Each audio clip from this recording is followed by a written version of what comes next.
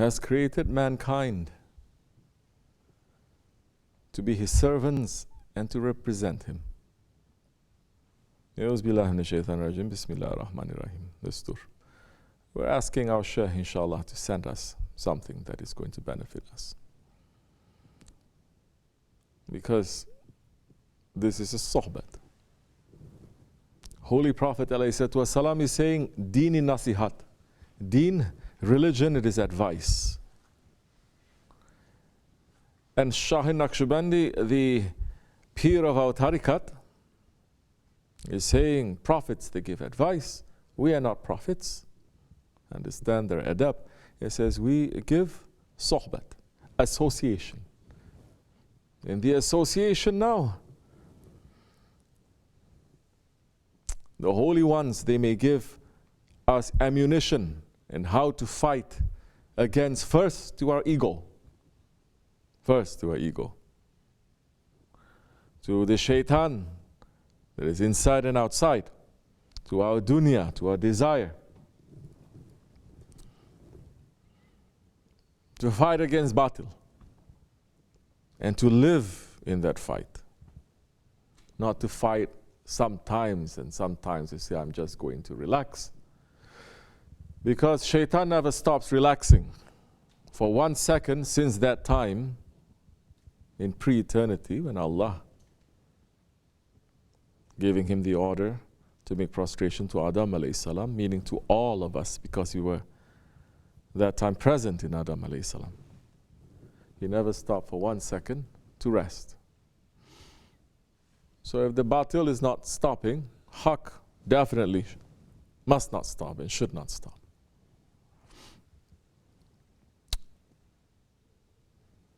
So the sohbat, it is to remind people. This is not a class of fiqh. This is not a class of tajweed. This is not a classroom. This is for those that they want their hearts to be open. For those who say, I come here empty. Not to say, I come here full. If you come here full, you have to empty your cup and then you will come. And then we may fill something up. If you come here full, then nothing in it that we can put. We're asking Allah to make us to become empty so that we can come and we can get refreshed. This is asking support from the holy ones, from our Shaykh to speak. We are not speaking from our nafs or from our own ego. Whatever that is good there, that is coming from my Shaykh and your Shaykh, it's from him. May Allah raise his station. Anything that you say, you're hearing it is bad and you don't agree, say it is coming from me. So, sohbat, it is important. Sohbah, it is what makes the Arabs at the time of the Holy Prophet ﷺ, who were against all civilization, who were against all teachings and morality, to become Sahabis. The sohbat is what changed them, because Holy Prophet did not come giving them classes. He came and he spoke to them. He sat with them, cried with them, laughed with them, ate with them, prayed with them, lived his life with them, not pulling himself back and speaking. This is important. So when that happens, and a man comes and says, I need guidance in my life. I may have all the knowledge. I may have all the information. These days there's no knowledge, there's a lot of information. If you have no knowledge, definitely you won't have wisdom. Wisdom is the essence of knowledge. If you have knowledge and you have no wisdom, curse will fall to you sooner or later. As Shaitan had a lot of knowledge, but he has no wisdom. And if you have no wisdom, then your ego will trick you. So you have all of this, but you don't have a guide. You're going to fall into trouble because you're only relying on yourself. But you acknowledge you have no guide. But only Allah is alone. We are not. One way or another, something is coming to guide us. You have no guide, as Bayazid al-Bistami is saying, the one who has no shaykh is shaitan. Meaning, now if you have no guide, that you're not taking that one who is the waris to be your guide, then all the whisperings you will take. You will hear whisperings. You're not going to hear whatever that is coming out, but you hear the whisperings. And it is the characteristic of the whispering. They say whisper, so shh, don't speak until the whisper becomes this overwhelming echo inside of you. You cannot hear anything else. And that time, even if you say, it's not going to help too much. There is the pattern also. So now, Islam came 1400 years ago. The Holy Prophet ﷺ came to teach us how to live. He came and he lived not only to teach us how to live, he came and he lived that lifestyle that humankind is still finding light and refreshment and beauty 1400 years later. If this world is going to last for 100,000 years until the world ends, we're going to find that refreshment. We're going to find that beauty. As long as we're holding on to the Holy Prophet ﷺ. The arrogance of 21st century people is, they say we're not going to hold on to no one, only hold on to Allah. They become so square-headed that they say we're not even going to hold on to the Prophet because that is shirk. It is only to Allah. Oh, forget about awliya. Forget about awliya. Awliya are completely lost, completely shirk now. Forget about peers, forget about sheikhs, forget about guides, forget about holy people. But they take their advice from everything they read, everything they see, everything they hear, every song they listen to, every movie they watch, every video that they download. It sticks there, and you take it. And shaitan is whispering, saying this, make this connection, and go. Why do you have to listen to one man? Don't you know how to read and write? This is exactly what they said in the time of the Holy Prophet ﷺ. Why are you following that one? We know how to read and write. Prophet ﷺ, he was ummi. Abu Jahl and Abu Lahab saying, we are the aristocrats. Don't you see our buddies are the Kisra and the emperors? Don't you see we have so much power, we have new wealth, and we have all this kind of pull, and you're going to follow this man? And now, 21st century Fir'auns, majority of the people living in this world, they say, why you have to follow one man? Don't you know how to read the Quran? That's why they're saying, first thing they say, especially Arabs, they say, brother, you know how to speak Arabic? You don't know? You're not a Muslim. Basically they say. Then you don't understand Islam. Because don't you see the key to Islam is Arabic? If that is the key to Islam, why Abu Jahl and Abu Lahab and thousands of other ones wanted to kill the Prophet and to destroy Islam? And so now the wisdom and the hidayat and the guidance is not according to language, is not according to nationality, is not according to your experience, how rich you are, how poor you are. And these days, If you don't hold on to haqq, not even your lineage can save you. If you turn away from it, it's finished. So Allah subhanahu wa ta'ala has created us to be His servants and to represent. And He has sent us into this world. And in that Kitab, in that mother of the books, Quran Kareem, not one ayat, Allah subhanahu wa ta'ala is saying, we send you into this world to collect all the wealth of this world. Meaning that the prophets did not come to teach mankind how to concentrate on the dunya. Concentrating on that dunya, it comes naturally in man too. It comes naturally. And in some way also it is necessary in this world to have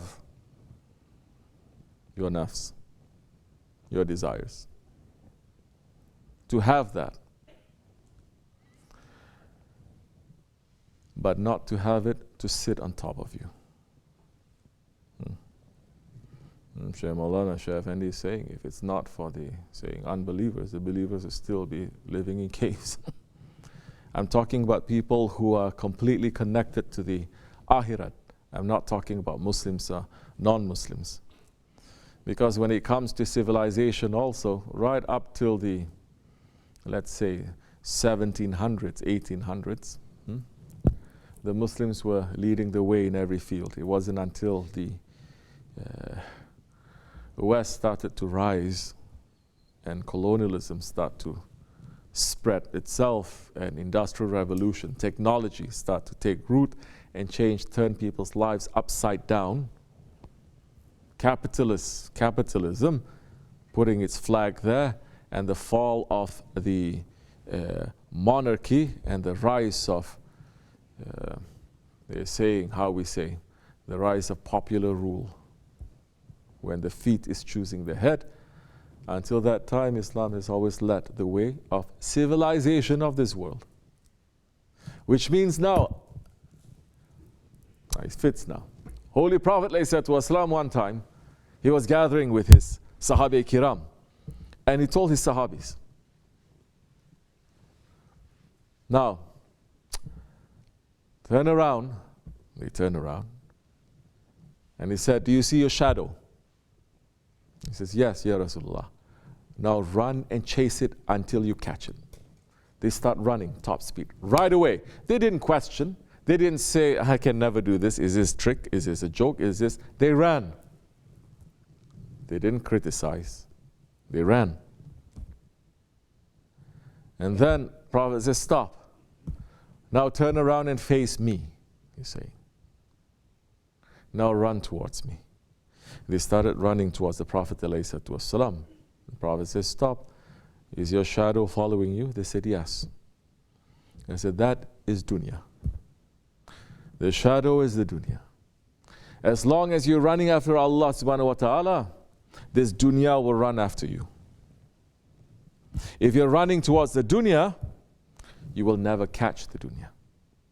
Because Allah subhanahu wa ta'ala has given an order to this world also. Those ones who are slaves to you, He said, those ones who are running after you, make them to be slaves to you. And never provide for them.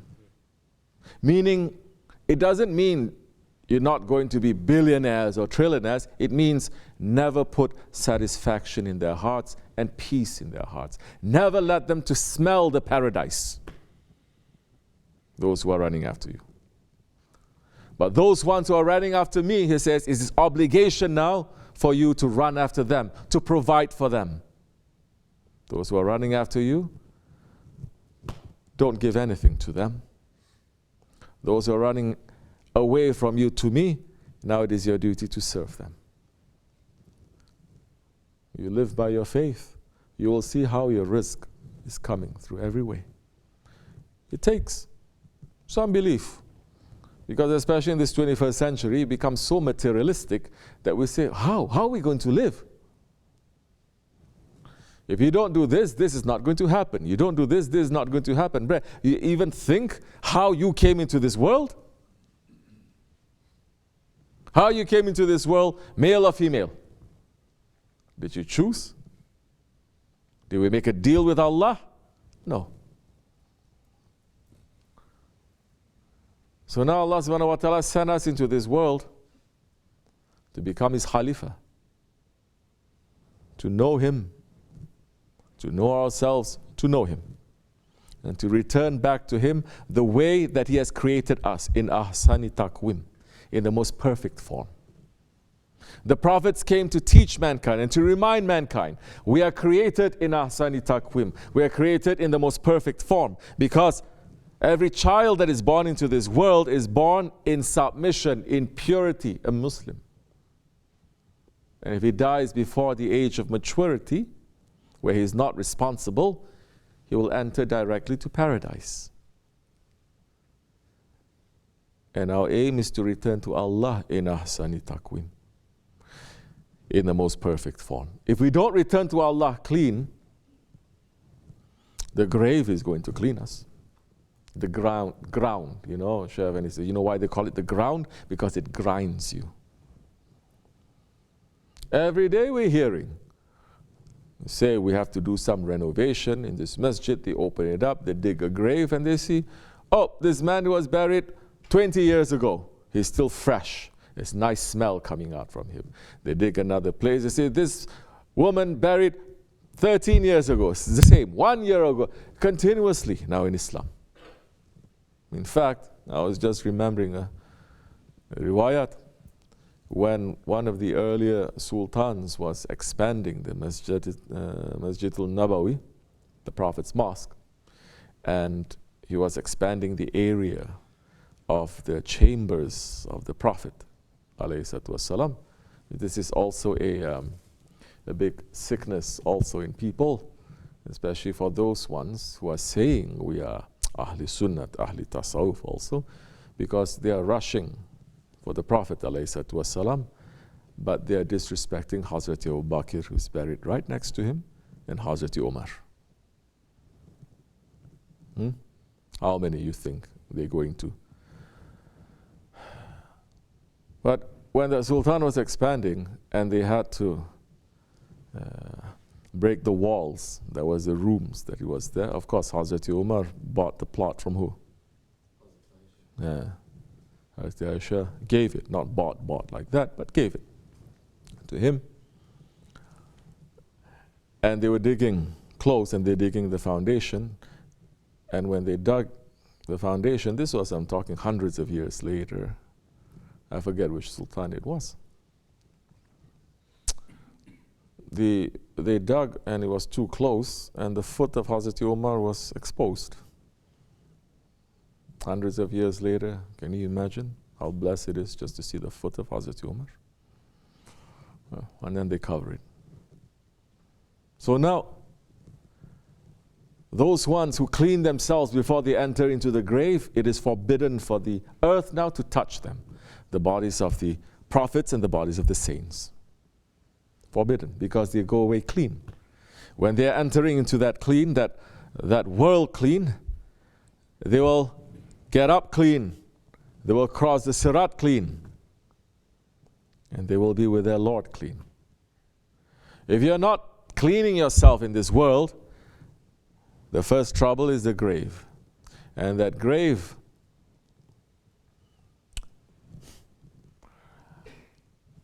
there are those who are buried thousands of years ago when the Israfil is going to blow the horn again. Don't think horn is like this horn. He's going to make that sound again. And everything is going to rise up for the second time. Some in the grave, thousands of years ago, they were buried, they got up and they say, oh, it's already Judgment Day? I just fell asleep and I woke up. And it was a very nice rest. And some that they just passed away, they were buried just short time until the horn was blown, but it felt like they were inside there in punishment forever. So Allah creates a world inside this world and a time inside this time too. But if we are busy now cleaning ourselves up, we will enter there clean. This is the whole aim of mankind, to live clean and to return to our Lord clean. This world, what is it that we need from this world that Allah is not going to provide? Everything in this world He has provided. He has created for us. But He has created us for Himself. When the Holy Prophet ﷺ was going on the Mi'raj, he was riding on the Burak and he heard a voice calling him, giving him salams. He didn't even answer. After a while, he is asking Hazrat Jibreel alayhi salam, who was that who asked me? He said, oh, if you had answered, Ya Rasulullah, your whole nation would have suffered if you had answered. That was dunya who gave you salams. And dunya was dressed up, appeared in the appearances of an old sick woman, wearing the best clothes and wearing jewelry and putting paint on her face and calling. That is the dunya. So the believer is going to ask, what is the reason of my creation?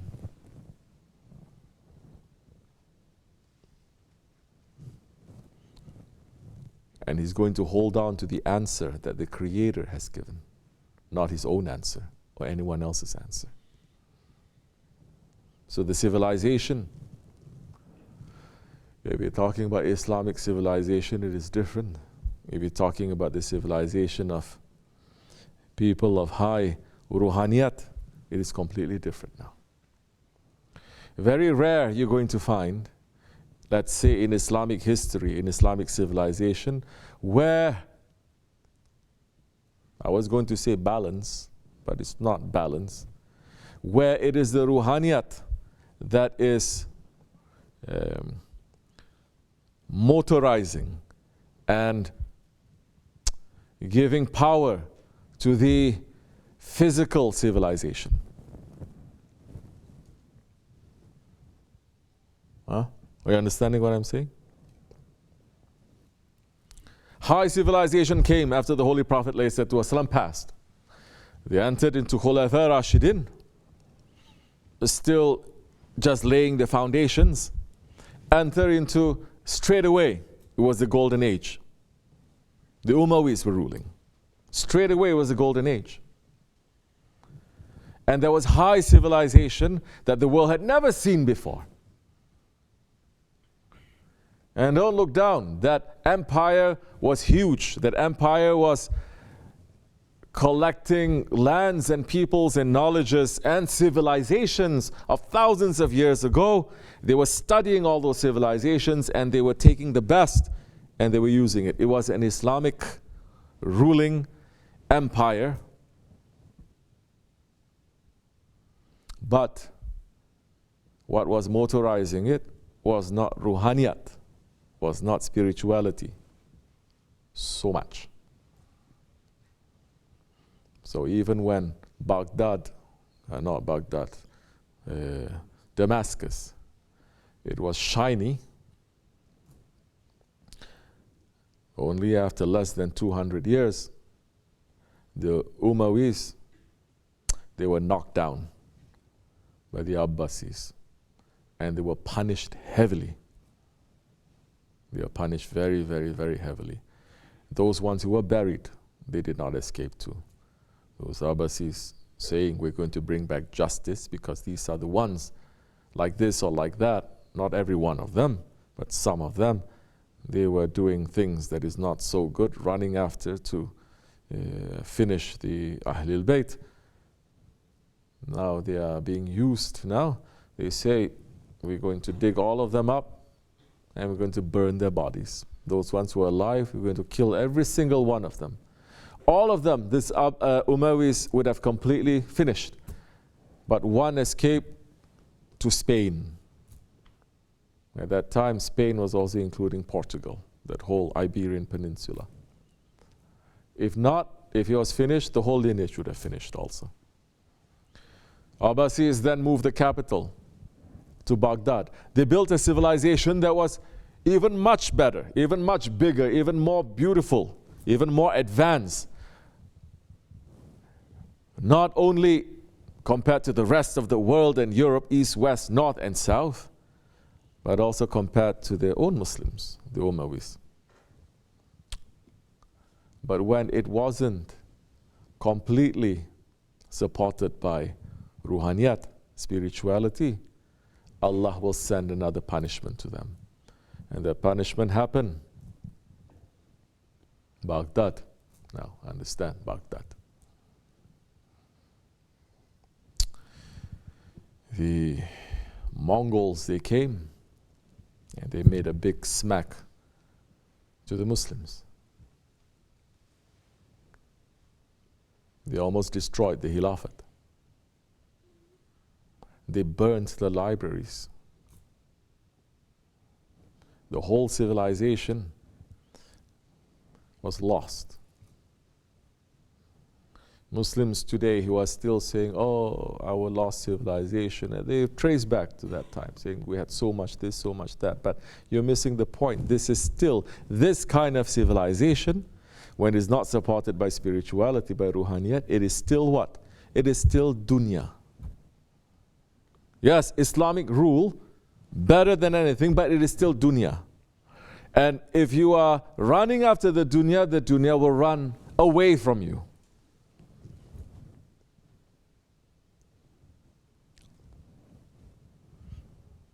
And this is what happened. Then it became splintered for a while. The Khilafat then went here and there, and then it settled in Egypt after a while. And it wasn't until first the Seljuks who came, and then the Ottomans who came. Now the Ottomans, from the beginning to the end, completely different from all the earlier ones, civilizations we're talking about now.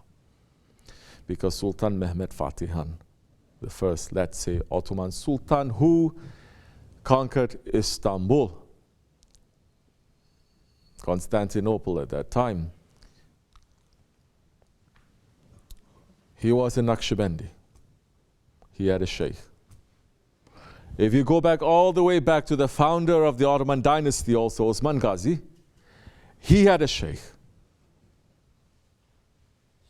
And he was following tariqat and Sufi ways.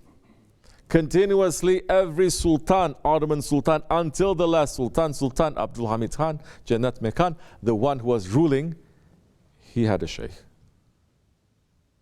And they made sure that the laws of the country is supported by tasawwuf. They made sure.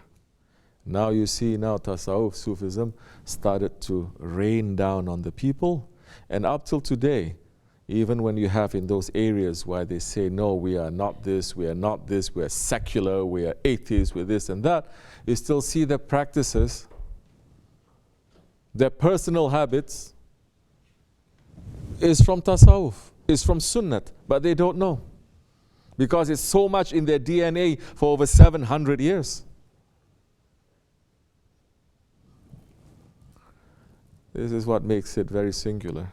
If you look at different Islamic civilizations, dynasties also, and empires, you don't find the same kind of importance that those rulers have towards tariqat and towards the sheikhs and towards the awliya Allah. They were giving high respect. They were stopping people from cursing at the Sahabe Kiram. They were giving pay to the Ahlul Bayt, to the family of the Prophet ﷺ, whoever that was living. They say, you cannot work now. You come from the family. Your job is to sit and to pray for us. They say it is dishonor for us if you work. Then that strength continued because they were carrying the laws of Islam. They were carrying the laws of Allah and His Prophet. They were carrying the Shariat. Now they took those laws, they changed it, and they put man-made laws. From that time until now, everyone is suffering. Because man is thinking we make ourselves, we make this world. So even if we reach to the moon, which so many believe, you think we have really entered into an era of civilization? And what is the meaning of civilization? To build tall buildings? To have nice houses? What is the meaning of civilization now? Man has a body and he has a spirit. There is batin and there is zahir. If your zahir, if your body is really great, the best, but your spirit it is rotten, what good are you? So now when we look at civilization, from the outside it may look really good. But if you don't have that spirit that is in there, then you can have the tallest buildings, you can claim to have the highest innovations in technologies, but you become the most arrogant, the most selfish, the most harmful, the most evil people on the face of this world. This is what 21st century mankind has become. The damage that we have done to this world, just this world, forget about the spirit. This world is unprecedented. Never before. Mankind has come together to destroy this earth, to destroy the air, to destroy the water, and to destroy the animals. And on Judgment Day, everything is going to complain against us. Because they have been created for us, but it is forbidden for us to be zalim to them. Forbidden. Allah is saying, I forbidden zulm to myself. Don't be zalim. That's why this is what Shariat is. The law is to protect. Because if there is no law, you make that law to yourself, you become a zalim. You become a tyrant. And the tyrant always says what? I am above the law. So, this era that we are living in now, if mankind is not understanding the danger, we haven't even entered into this era of Dajjal, that the system of Dajjal is here, that we are living in that system. Religion, it is advice. Prophet ﷺ is saying. Prophet ﷺ is saying, give people the good news. And Allah subhanahu wa ta'ala is saying, give the people the good news and warn them. It's continuing, warn them. Now, when the whole ship lost the compass and the whole ship, it is sinking, it is not good news. You cannot be talking about good news. Those who are talking about good news, most likely you are evil. Because ship is sinking. Ship is sinking. Ship is sinking and people are saying, no, look at the stars, so beautiful. Subhanallah. Look at the air, look at this. But the ship is sinking. This whole world is sinking. This whole world is burning. If you're not warning people and providing a way for them to be able to escape, then definitely you're with the shaitans that is sinking this world.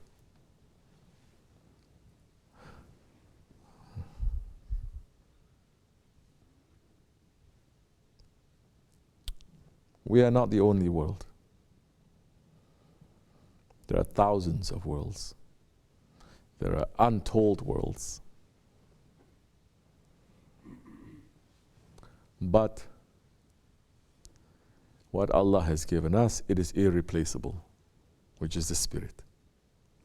It is the spirit that is going to return to Allah, not our bodies. Nothing from this world we're going to carry back.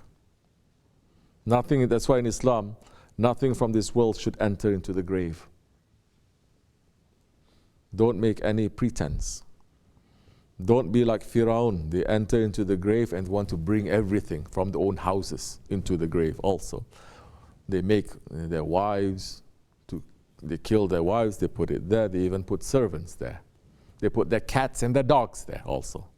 They say, I like my chair. So they say, put the chair in there too. They put the chair. And then what happened? You managed to keep that sealed 100, 200 years. Thousands of years later, someone is going to open it and say, ha ha ha. You think you're going to bring this, huh? No way you're going to bring this. You are dead. These things belong to us, the living. And they steal everything. Because everything from this world remains in this world. Doesn't enter into the grave. And more punishment given to them. You know what big craze happened to the Europe when they colonized all this? Because the Ottomans had this colonized. No, the Ottomans controlled Egypt. Colonization is different. If the Ottomans colonized Egypt, everyone in Egypt would speak Turkish. They would forget about their own culture. Or they'd be psychotic. Okay? It didn't happen. So when the Ottomans, they controlled Egypt, all these pharaohs and all these tombs and everything was there. They didn't go crazy. They didn't go crazy. They say, well, these are cursed ones. Why we have to go crazy? Take lesson. Yeah, you get lesson. Okay, don't go crazy. There was no science or art or faculty or university committed to studying them. You put all this energy to studying who? The Prophet. Sahabe Kiram, Awliya Allah, the good ones, not the bad ones. Huh? You know one of the reasons why today people are Firaun? Because at that time when the British took over and the French that took over, they became crazy. They even started to eat the Firauns. They discover all the sarcophagus and all the mummies. And they believe, because at that time also the occult was very spiritualism, they call it, where they stop believing in Christianity 100, 200 years. Now they say, but there is still something out there that we cannot explain, so now they got to be busy with typhus. Okay? And they discover all these things. They say there must be great energy coming from here. They take it, they grind it, and they eat it. They are selling it to Europe. They say this is very powerful. Curse coming to them continuously through the generations. So what kind of civilization we want?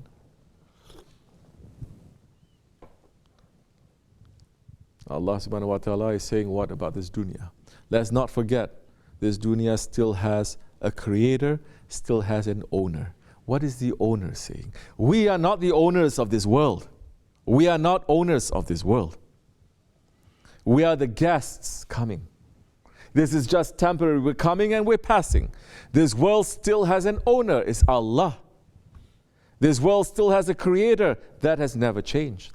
What is He saying about this? He's saying, warning us through so many ayats, saying that this world is just an amusement. This world is nothing but a test. This world, don't get trapped in it. Ayat after ayat, hadith after hadith. Mankind,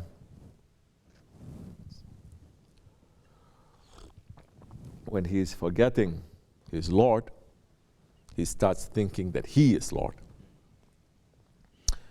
And when he starts thinking he is Lord, he says, whatever I see then is my kingdom.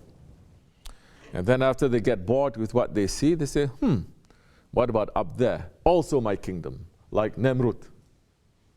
Yeah, at least Firaun is not challenging Allah and saying, I want to rule the skies too. Did Firaun ever make that claim? I don't think so.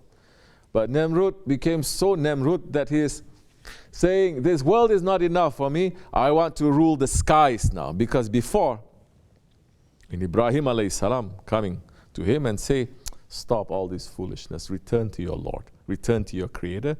Nemrut saying, who is this Lord? Saying, you know, it's Lord Allah subhanahu. Where He lives? Up, but it is beyond time, beyond space. He's saying the sky, well, He can rule the sky, I rule the earth. And after a while, he's saying, I want to rule the skies too. And Allah punish him.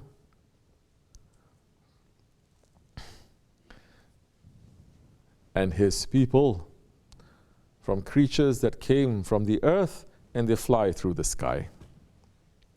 And in very subtle, latif way, everything was finished. Today's people became Pharaohs and Namruds, saying, now we want to rule the skies too. We want to challenge. And then what happens? When you declare lordship, Shaitan becomes very happy with you. And Shaitan say, my job is finished now. Because you managed to do what even I cannot even imagine to do, which is to declare myself Lord against my Lord. Shaitan is not doing that. May Allah make us to hold on tightly, inshallah, and not to be tricked in this Akhir Zaman, to live our life simple and clean, to protect ourselves, to protect our iman, to become sincere ones, to give us more faith and more sincerity, inshallah. May Allah forgive me and bless all of you. Wa min Allahu tawfiq. Hurmatil Habib, Hurmatil Fatiha. Amin. Assalamu alaikum.